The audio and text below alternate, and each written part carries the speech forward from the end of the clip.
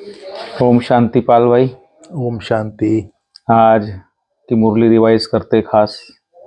आज 24 तारीख है और 2 दिन के बाद फिर हमारा 26 जनवरी भी आ रहा है।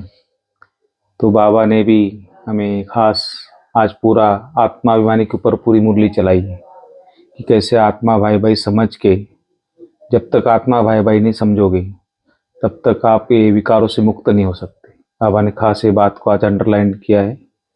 और दुनिया वाले भी सुख शांति का राज तो चाहते हैं, लेकिन वो कैसे स्थापना है इसके बारे में जानते नहीं। तो बाबा ने पूरा डिटेल में समझाया, तो थोड़ा आप भी उसके ऊपर प्रकाश डालेंगे तो कैसे बाबा ने क्लियर किया सब बातें आज बताएंगे आप थोड़ा। ओम शांति। ओम शांति। आज 24/1/2024 की मुरली बाबा ने सुनाई है जी।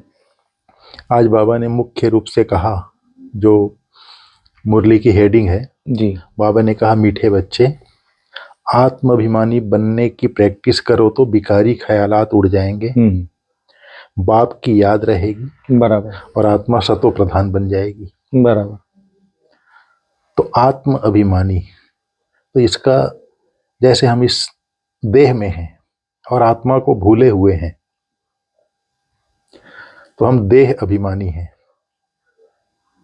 जैसे डब्बे में हीरा है, हाँ, लेकिन डब्बी ही दिख रही है, हीरा तो दिख नहीं रहा लोग। हाँ, वैसे हो गए बात, आत्मा तो बैठी है। बैठी है। तो उसी प्रकार इस देह में रहते हुए, अगर मैं आत्मा इस शरीर में रहते हुए कर्म कर रही हूं, तो फिर वो देही अभिमानी स्थिति हो जाती है वो। तो देह अभिमान को छोड़ करके हमको देही अभिमानी बनना है। अर्थात ये शरीर मेरा वस्त्र है, ये शरीर कर्म इंद्रिय है मेरा, इस कर्म इंद्रियों के द्वारा मैं कर्म करता हूँ। अगर मैं अपने आत्मिक स्थिति में हूँ, आत्मिक स्वरूप की स्मृति में रह करके हर समय आत्मिक स्वरूप की स्मृति है और कर्म कर रहा हूँ, तब मैं देही अभिमानी हूँ। जी। तो बाबा ने वही कहा, स्त्री को भी देखो तो आत्मा देखो, किसी भी इंसान को देखो तो आत्मा देखो, स्मृति में रहे, स्मृति रहे अंदर से, संकल्प में हो बराबर कि ये आत्मा है, मैं इस आत्मा भाई से बात कर रहा हूँ। तो बाबा ने वही कहा आज, आत्माभिमानी, आत्माभिमानी।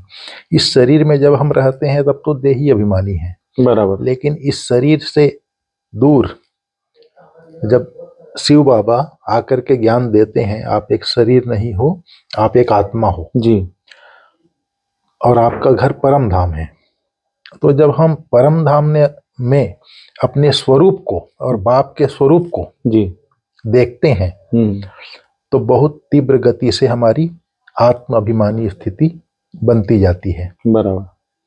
जब हम निराकार स्वरूप में आत्माभिमानी बन के रहते हैं, तो बहुत ही तीव्र गति से हमारी जो दैहिक अवस्था है, जिससे मुक्ति मिलती है। बराबर।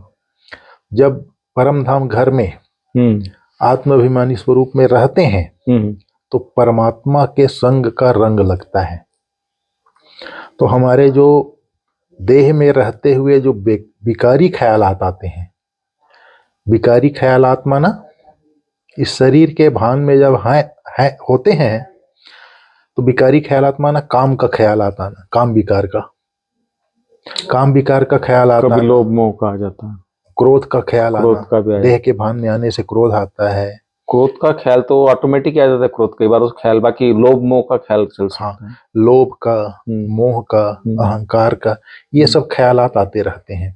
लेकिन जब आत्माभिमानी बनने की प्रैक्टिस करते हैं, तो इन सब ख्यालातों से, विचारों से, संकल्पों से हम मुक्त होते जाते हैं। इसलिए बाबा खास बोलता है कि मुझे याद करो, क्योंकि बाबा निराकार है, आत्मा निराकार है। इसलिए बाबा कहता है, तभी बॉडी से डिटेच होंगे हम। इसलिए बाबा कहता है, कल भी बोला था ना, आप मन मना भव। मन मना भव माना देह सहित देह के सब संबंधों को भूल अपने को आत्मा समझ मुझ निराकार बाप को याद करो। बाबा ने कल भी बोला था। तो मुख्य बात यह है कि जब मैं आत्म अभिमानी स्थिति में होकर के उस परम पिता परमात्मा के समीप बैठता हूँ, निराकार अवस्था में आत्मिक आत्माभिमानी बन के, तब मेरे संकल्प जो हैं बहुत ही शुद्ध, पवित्र, सतो प्रधान हो जाते हैं। फिर वहां पर कोई विकारी ख्यालात नहीं होता। बराबर। और आप थोड़े देर आत्माभिमानी स्थिति में स्थित होकर के बैठते हैं तो उसका जो आनंद मिलता है, उसका जो अनुभव होता है, उस स्थिति में आप वो अनुभव जो सुखद एहसास होता है उसी में आप रमण करते रहेंगे। तो उस टाइम वायुमंडल पॉजिटिव हो जाता है। वायुमंडल भी पॉजिटिव हो जाता है और आत्मा जो उस आत्माभिमानी स्थिति में परमात्मा बाप के रस का अनुभव कर लेती है, उस रस का अनुभव अंदर ही अंदर आत्मा को ऑटोमेटिक होते रहता है, उसका सुखद एहसास होते रहता है। पाल भाई, ये फर्स्ट लेसन बाबा ने शुरू से खास बाबा ने इस पर जोर दिया है कि आत्मा बनो, आत्मा देखो, आत्मा समझो, आत्मा भाई भाई समझो। फिर भी इस टॉपिक में लोग कमजोर क्यों है थोड़े? इतना प्रैक्टिस की कमी क्या है? आत्म अभिमानी बनना,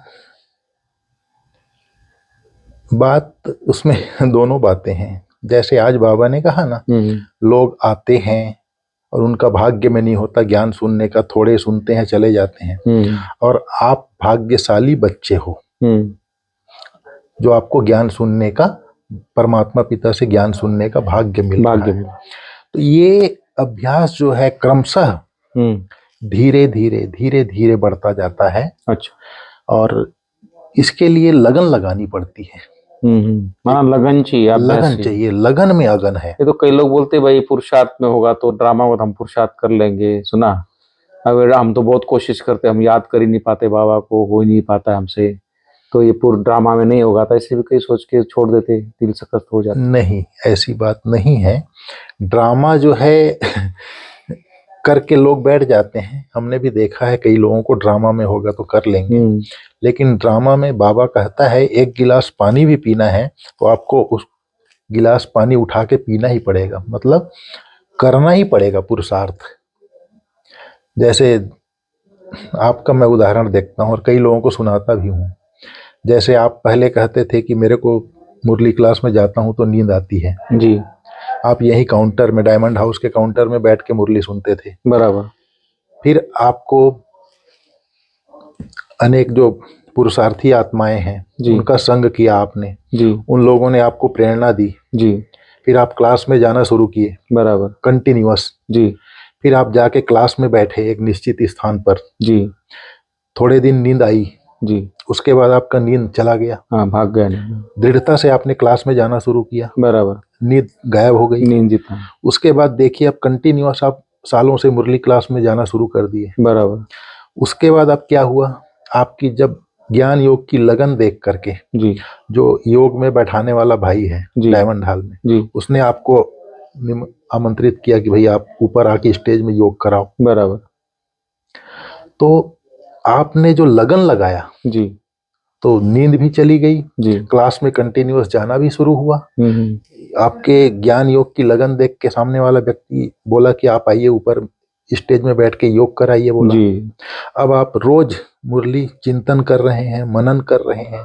पर मैं जो कई सालों से जो गुप्ता जी के साथ और आप लोगों के साथ, मोहन सिंगल जी के साथ जो मुरली मंथन करते ना हम लोग, उसका काफी इसका फायदा हुआ है इस बात से। हाँ, तो अब आप देखिए आप कहाँ नींद आती है करके काउंटर में बैठ के मुरली सुनते थे, जी, जी, धीरे फिर क्लास में जाना शुरू किए, कंटिन्यूअस किए, जी, निंद्रा का भाग जाना हुआ, बराबर, फिर ऊपर बैठ के योग कराना हुआ, जी। अब कंटिन्यूअस आप मुरली मंथन कर रहे हैं, जी, चिंतन कर रहे हैं, जी, अभी उसको रिगार्ड करके दूसरों को फायदा हो ये भी सेवा कर रहे हैं। जी। तो ये एक लगन चाहिए आत्माभिमानी लगन और बनने के लिए। पुरुषार्थ दोनों चीज होने से व्यक्ति ऑटोमेटिक ड्रामा भी अच्छा बन जाए। हाँ, तो ड्रामा करके छोड़ना नहीं चाहिए व्यक्ति। ड्रामा कह के छोड़ना नहीं चाहिए, लगन चाहिए। यस वी कैन, मुझे करना है। ड्रामा तो मैं समझता हूँ बाबा ने बीती बातों के लिए कहा, जो बीत गया उसके लिए चितो नहीं भाई, उसके लिए उसमें डूब नहीं जाओ व्यर्थ में। ड्रामा की टॉपिक बहुत बड़ी है, कभी हम उसके ऊपर चर्चा करेंगे, वो बाद में चर्चा करेंगे। ड्रामा का सब्जेक्ट बहुत बड़ा है जी। तो ये जो है आत्माभिमानी बनने के लिए लगन की अगन चाहिए। बराबर। जो पुरुषार्थ आपने किया है जी और उस दिशा में आप आगे बढ़ रहे हैं। जी तो ये बात है। तो बाबा जो आत्माभिमानी बनने के लिए कहता है, विकारी ख्यालात उड़ जाएंगे, बराबर। और आत्माभिमानी बनने से जो उस अवस्था का रसास्वादन होता है, उससे बाप की याद सहज रहती है। जी बाबा से जो सुख शांति का एहसास होता है, अतीन्द्रिय सुख का अनुभव होता है, नेचुरल। आनंद का जो अनुभव होता है, वो ऑटोमेटिक परमात्मा की याद की तरफ ऑटोमेटिक ले जाती है। बराबर। फिर उससे क्या होता है, आत्मा जो है तमो प्रधान से सतो प्रधान बन जाती है। जी आज की सारी मुरली का जो हेडिंग है 3 जी। सेंटेंस में, आत्माभिमानी बनने की प्रैक्टिस करो तो विकारी ख्यालात उड़ जाएंगे, जी बाप की याद रहेगी, जी। आत्मा सतो प्रधान बन जाएगी, बराबर। जो तमो प्रधान है उससे सतो प्रधान बन जाएगी। मुख्य बात है आत्माभिमानी बनने की प्रैक्टिस करना। बराबर। और भी बाबा ने बहुत सारी बातें कही हैं। आज धरनी नब्ज और समय को देख करके सत्य ज्ञान को देना है बोला।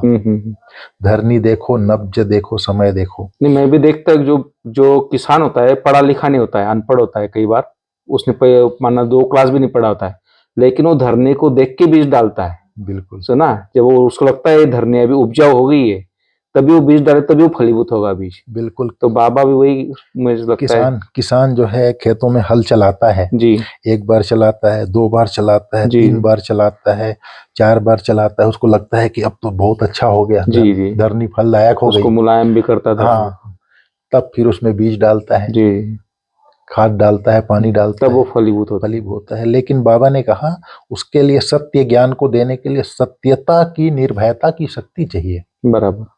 सत्य क्या है? मैं आत्मा सत्य हूँ, परमात्मा पिता सत्य है, ये सभी आत्माएं सत्य हैं, ड्रामा सत्य है। बराबर। ये सत्य ज्ञान चाहिए, तब सत्यता की निर्भयता आती है। जी जी।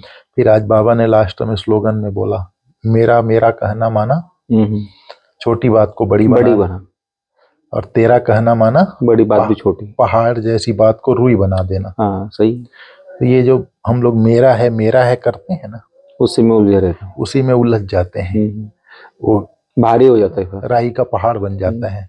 पहाड़ वाला भारीपन हो जाता है। हाँ, बुद्धि भारी हो जाती है। बुद्धि भारी हो जाती, सोच सोच के क्यों, क्या, कैसे, कब, कहाँ होगा, नहीं होगा, उसी उलझन में आदमी उसको राई को पहाड़ बना देता है। सही। तो बाबा जो है उसका बीज एक ही बताया।